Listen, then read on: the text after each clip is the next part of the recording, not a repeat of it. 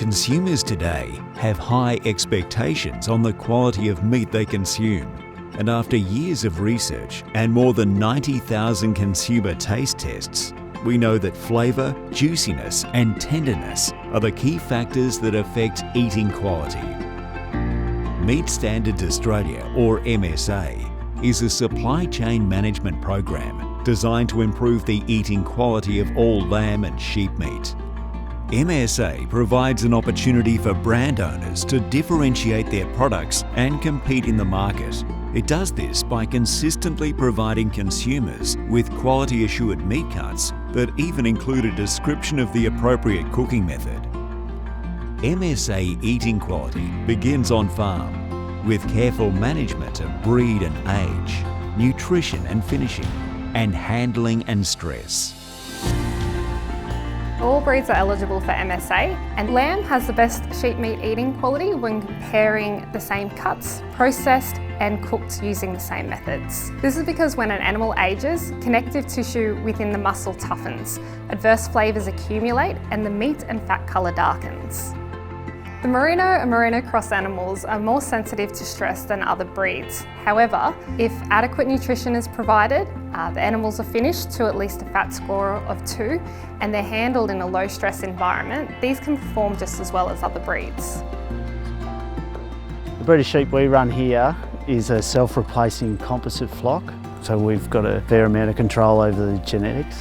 That gives us more confidence actually meeting MSA guidelines and producing a good product for the end market, so that's why we do what we do.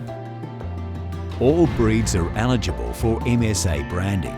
Merino and Merino crosses require more careful handling to reduce stress. Lamb is the premium product. However, some cuts of hogget and mutton are also eligible for MSA. Good nutrition improves muscle glycogen, otherwise known as the energy store of the muscle. Low muscle glycogen at the time of consignment can cause high ultimate pH, which produces dark cut meat. This meat is tougher, takes longer to cook and has a reduced shelf life. We manage our nutrition in our flock by monitoring a lot of things, feed on offer in the paddock, which is the quantity and quality of the pasture, but we also supplement at certain times of the year based on their nutritional requirements. So we condition score our sheep, regularly weigh and make sure they're healthy as they can be. In the 2 weeks prior to slaughter, you want your animals to be gaining weight. If animals are gaining weight, it means that the glycogen within the muscles will be full. For best results, lambs should be gaining at least 100 to 150 grams per head per day for 2 weeks prior to consignment. Animals with higher intramuscular fat, a fat score of 2 or above, will produce meat that is more acceptable to consumers. If the glycogen is adequate within the muscles, it will reduce the risk of dark cutting and improve the juiciness, tenderness and flavour of the meat. Good nutrition is critical for eating quality.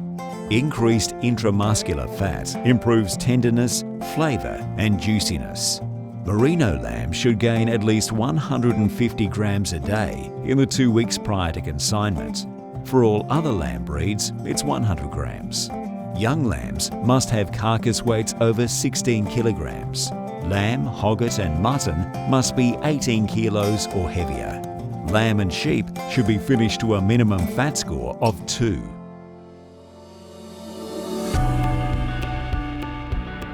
We manage stress in the weeks leading up to slaughter by ensuring that the animals are very comfortable. They're not walking far to water points, they've got pretty much a comfortable lifestyle, so they're maintaining their daily growth rates and even improving each day. So where you're carrying your lambs is important to manage that last 2 weeks.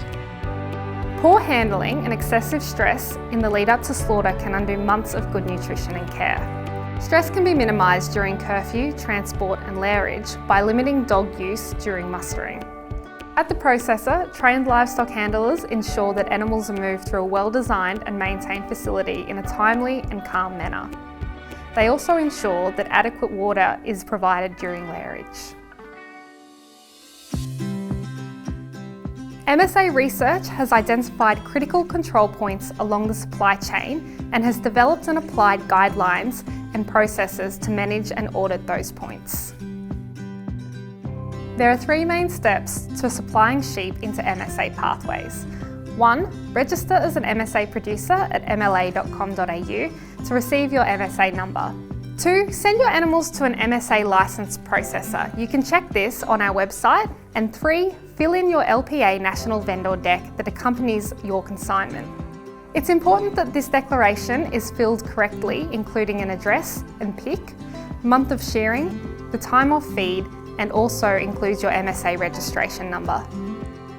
MSA carcasses must be clearly segregated during processing. Processors can physically separate the carcasses, apply carcass tickets or stamps to identify MSA bodies. I think the greatest benefit of the MSA program for us here and the industry as a whole, I think, is being able to, that little bit of extra effort on the farm makes a big difference to the end product, because you want the consumer to come back and keep buying your product. I think a little bit of extra effort on farm helps you achieve that consistency that consumers are looking for. Eating quality is important.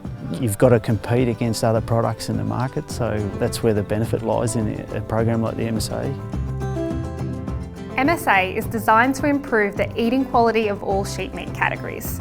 In 1997, an Australia-wide audit of retail lamb revealed that 20% of loins were unacceptably tough. Today, consumers expect quality, which MSA pathways can guarantee.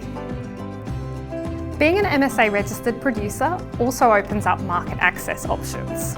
MSA defines and verifies best practice at critical control points along the supply chain from farm to retail shelf.